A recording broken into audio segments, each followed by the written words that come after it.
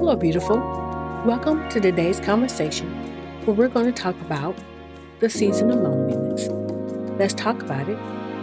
I am your host, Shannon Martin, and welcome to today's episode of This Thing Called Wellness. Welcome back for another episode. I thank you for listening in. Last week, we talked about healing through art and finding which art form you enjoy and works for you, whether it be dancing, coloring, painting, or listening to music to help relieve your stressors or tension. Find the thing you love and incorporate it into your routine whenever you feel the need to relax and have some me time. This week, I want to talk about loneliness. The holiday season is upon us, and a lot of us find this time of the year especially painful. This year is going to be challenging for my family as well. But for now, I want to talk to you about when I felt the most vulnerable and alone during my darkest times. I don't know when it started. I just know it kind of creeped in one day. The feeling of loneliness. I know the phrase, are you alone or are you just lonely? And you're choosing to be alone and all of that. But when you have bouts with depression and this friend anxiety, tag along, you find yourself feeling alone a lot of the time. As I was lying in bed, I started to cry. I didn't know why. I was crying. I just was. Through the sadness, I realized that I felt so alone. Although all of my children were home at this time and my husband was there for me, I just didn't feel truly understood. Yes, my family was watching me to make sure I was okay and didn't do anything to harm myself. My husband would always come up and check on me and ask if I'm okay, which I appreciated, but I still felt empty and lonely. I can't explain the emptiness I felt, the sadness, and the sheer desire to not want to do anything or talk to anyone were things I just couldn't understand. So I laid there. I was trying to understand what was going on inside. And one day I just decided I wasn't going to try to understand it anymore. Just get through this. At this time, I didn't have the friends that I do now to have lunch with or just meet up with to get out of the house. I had to start talking to my other friends who were managing their mental wellness. I just existed in my little space, watching very depressing shows on TV and just sitting in the loneliness that I was feeling. I wasn't trying to be strong. I wasn't trying to understand it anymore. I gave into my emotions and just felt the emptiness for however long it was going to be there until I could will it away. I guess this was my season of loneliness. A season of loneliness and isolation is when a butterfly gets its wings. Remember that the next time you feel alone. Mandy Hale. Now that I look back at this moment in time and in my journey, I realized that I needed it.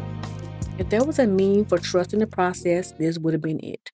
I was allowing myself to feel for the first time in years, albeit not an ideal emotion. I let it be. For years, I had been suppressing my emotions and pushing them down so far that I had disconnected from my life to the point that I couldn't feel or express myself as I should. As I began to allow myself to open up, allow myself to be vulnerable, I was beginning to feel lighter. My family didn't understand how I was feeling, and when I tried to explain it, of course it went over as though I wasn't fighting to get well. As far as they could see, I was a shell of who I used to be and was just existing. At first, this took a lot out of me, more than I anticipated. But when I sat still and embraced the loneliness, I began to have more conversations with God, had more inward conversation with myself. I began to think about what I wanted to do with my life and how I wanted to grow. I would replay some decisions I made in my mind and made peace with them. I would sit there and just think, mostly about me. I had done this in a very long time and it felt strange. But during this season of loneliness, I made several decisions about the woman I wanted to become and the direction I wanted to go. I was having several inward discussions, all the things that we think about when we're getting older and the kids are leaving the nest were running through my mind.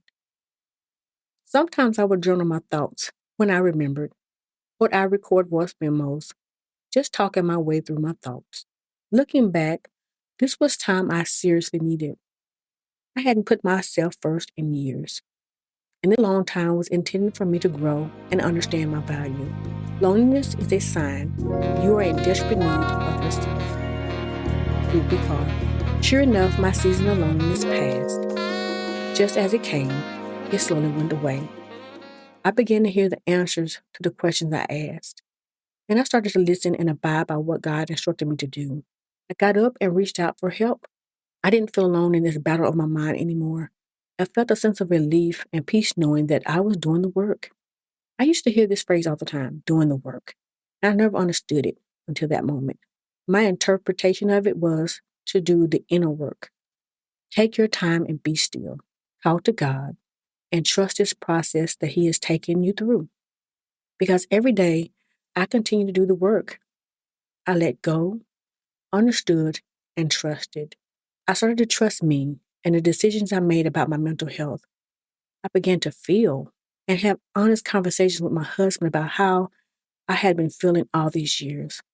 I was always one to keep things to myself, to keep the peace. But this had to change.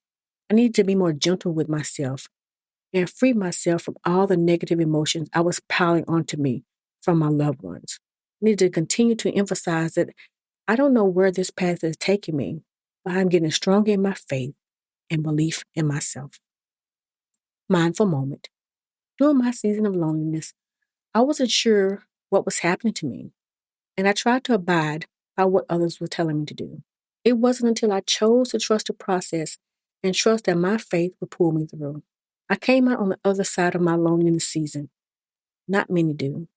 I often hear people say, I don't understand how someone can allow themselves to let life or depression get to them to the point where they no longer want to exist.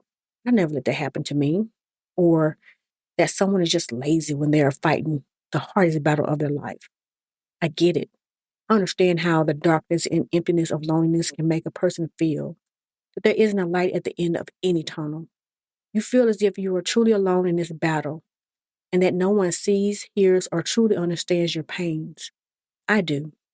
I get it. But I want you to keep in mind is that this is a season. No matter how long it takes, always remember that tomorrow is another day to try again. There is a light at the end of the tunnel. You are important. Your life matters. You're transforming and growing your wings to come out on the other side, beginning a new phase of your life where you get to navigate and become a more resilient, beautifully transformed version of yourself. You will be able to handle all the trials and tribulations ahead of you on your journey to healing.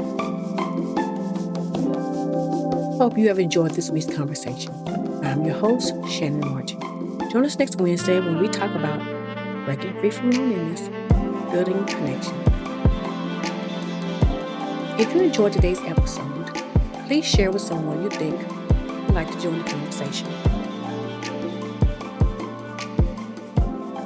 Disclaimer: I am not a licensed mental health professional. The information provided here is for general informational purposes only and should not be considered a substitute for professional mental health advice, diagnosis, or treatment. If you need help, please consult a qualified mental health professional.